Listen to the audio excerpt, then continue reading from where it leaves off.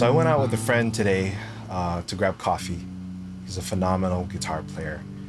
And one of the things that we ended up talking about was comparison. You know, he's older than me, so he was from a time where, you know, he was playing music and he didn't have social media, at least the way that we have it nowadays. And he was saying, you know, that's something that maybe I had as an advantage of being raised with social media and maybe not falling into that comparison trap as much. And I told him, you know, that's actually something that I did struggle with a lot. When I was starting to play guitar around like I want to say around 2014, 2015, I was still learning how to play guitar. I wasn't a brand new beginner, but I would still consider myself a beginner around that time period. I want to say around that time period was when guitarists like Matthias Sato really started to, you know, become prominent on social media.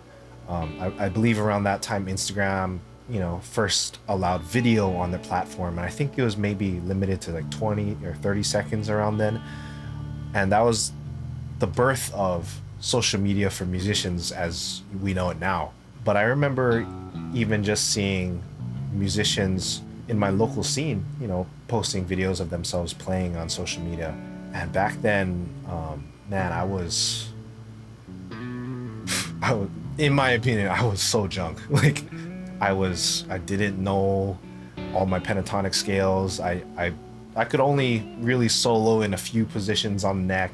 I would lose my place very easily. I didn't understand music theory, and I didn't have a developed ear or sense of rhythm back then. I was very green still. And you know, even I've been teaching some lessons online now, and it's been really fun talking with you guys and meeting you guys. But even that has reminded me of, you know, where I used to be. And I'm not saying that I'm better than anybody, but you know, I've progressed a lot since 2015. That's over 10 years ago now. And I've grown a lot as a player. When I was first starting out, I used to say stuff like, oh, I'll never be like a fast guitar player. I'm more of a feel guy. I'm like, you know, I'll never be like those shredders. And eventually I had to stop myself from saying that, because I was mostly saying that out of a comparison mindset. You know, I would see these people just absolutely ripping online, and I would be like, oh, I'll never be like those guys. But I really came to a point where I had to stop myself from saying that. Not because I don't 100% believe that it's true. There is still a part of me that believes I'll never be like those extreme shredders. But I had to stop myself from saying that, because it's actually just not a helpful mindset to have. And in some ways it is kind of an excuse, and you're limiting yourself, you're limiting your playing. And by saying that, you're beginning to accept the fact that your playing level is where it is and it's never going to get any better. So I eventually stopped saying that I'll never be a fast player. And if I were to, you know, if I had some sort of technology to go back in time and bring my 2015 self to the present day, my 2015 self would just be absolutely blown away at how fast I can actually play nowadays, which, you know, just because you can play fast is not a measure of your musicality or your talent, but that's where my mind was at the time, and I've since progressed since then. So me stopping saying that excuse actually was very helpful in my progression. But also at the same time, on the flip side, one thing that I had to get really real with myself was I'm also not that guy. I'm not the kind of guy to lock myself in my room, practice for 12 hours a day, you know, drill scales, really have a regimented practice routine with a metronome, and I'm drilling every single scale and pattern and sequence. I'm not that kind of guy, and I had to really be real with myself, you know. And I'm not throwing any shade on the guys that do that. Those guys are just amazing, but I really had to come to the realization that that's not me. And this goes beyond just guitar and music. This goes into, I guess, even just maturing in life and realizing who you are as a person and how you were created and wired. For me, I can lock myself in my room and I can do those things, and I have done those things in the past. But whenever I do that, one, I do get a lot better. Two, I get a lot more depressed. Like, that's just not how I am wired. And I need to go out, I need to talk with people, I need to hang out with my friends, and I need to go do other things in life besides just guitar. Again, that's just me. Other people are wired totally different, and other people, you know, love to do the opposite.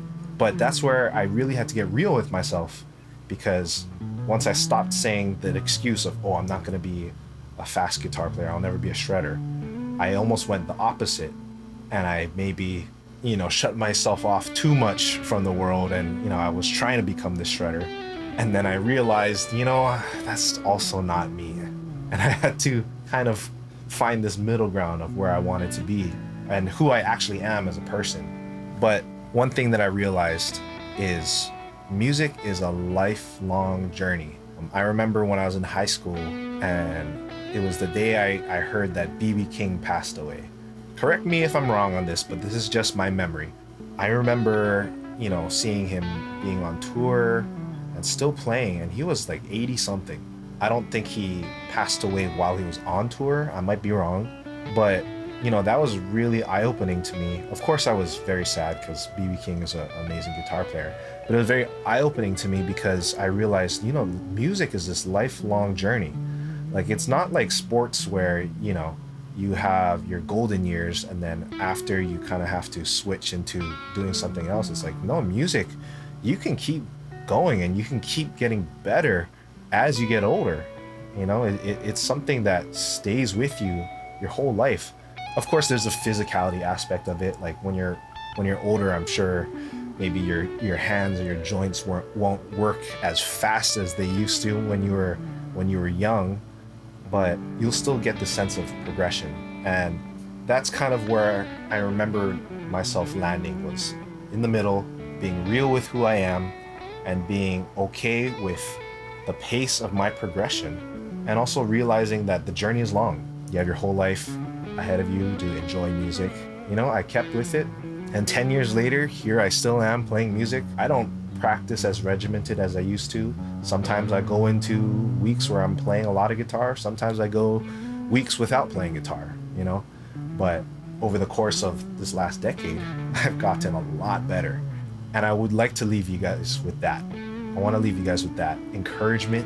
Don't have an unhealthy sense of comparison to other people. Be really real with who you are as a person, and be really real with how you're wired and how that influences your playing and your practicing. And I think when you get to that place, wherever you fall on that spectrum, when you get to that place, I think you'll have a much more enjoyable and healthy musical journey. So that's it, you guys. That's all I had to say today. Hope you guys enjoy these kinds of, you know, sitting down and talking videos. I really enjoy talking about, you know, these topics, and I'll keep doing so as long as you guys like, and as long as I keep coming up with these ideas. So thank you guys for watching. I'll see you guys in the next video. Shoots.